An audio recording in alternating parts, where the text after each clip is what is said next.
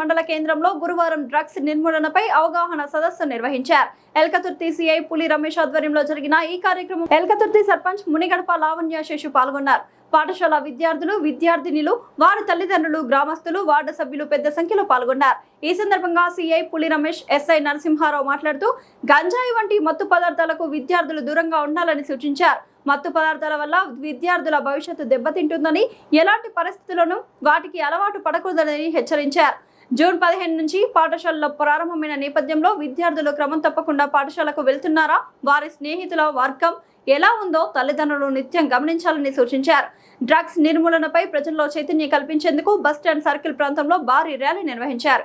ర్యాలీలో విద్యార్థులు, తల్లిదండ్రులు, ప్రజాప్రతినిధులు, వివిధ రాజకీయ పార్టీల నాయకులు, గ్రామస్తులు పాల్గొని డ్రగ్స్ కి వ్యతిరేకంగా నినాదాలు చేశారు.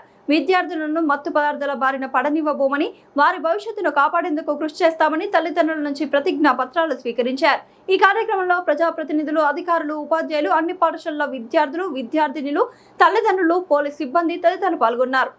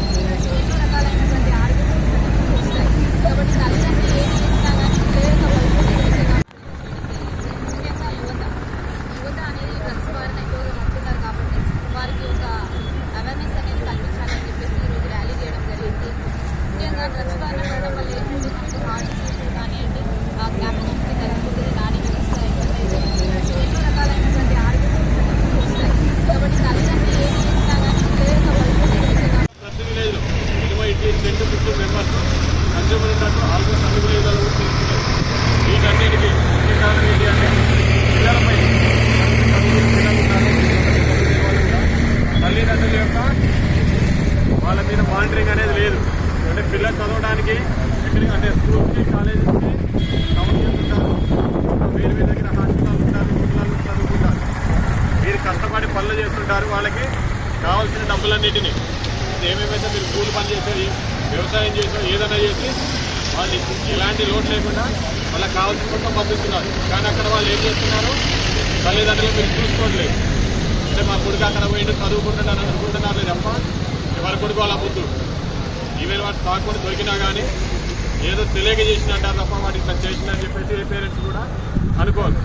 కానీ మీ తల్లిదండ్రులు అందరూ, ఎస్పెషల్లీ పేరెంట్సే చెప్తున్నా, మీరు మీ కొడుకుల మీద మీరు ఎప్పుడైతే కాన్సన్ట్రేషన్ చేసి అతను ఎలాంటి పనులు చేస్తుండో, ఏం చేస్తున్నాడు, అతను రెగ్యులర్గా స్కూల్స్కి, కాలేజ్కి వెళ్తున్నాడా, వెళ్తే కాలేజీలో అక్కడే ఉంటున్నా, మళ్ళీ ఈవినింగ్ ఇన్ టైంలో ఇంటికి వస్తుందా లేదా అని చెప్పేసి మనం చూసుకోం.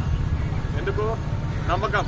కానీ వాడు దాన్ని ఏం చేస్తాడు, వాళ్ళ ఫ్రెండ్స్తో వాళ్ళతోనో ఫ్రెండ్షిప్లో చిన్నగా అలవాటు అవుతుంది. ఒక్కసారి డ్రగ్స్కి అలవాటు అయింది అంటే మన దగ్గర కూడా కొన్ని ఇష్యూలు జరిగినాయి లాస్ట్ 2-3 ఇయర్స్ నుంచి రీసెంట్ వరకు. ఈరోజు చాలామంది కూడా పోలీస్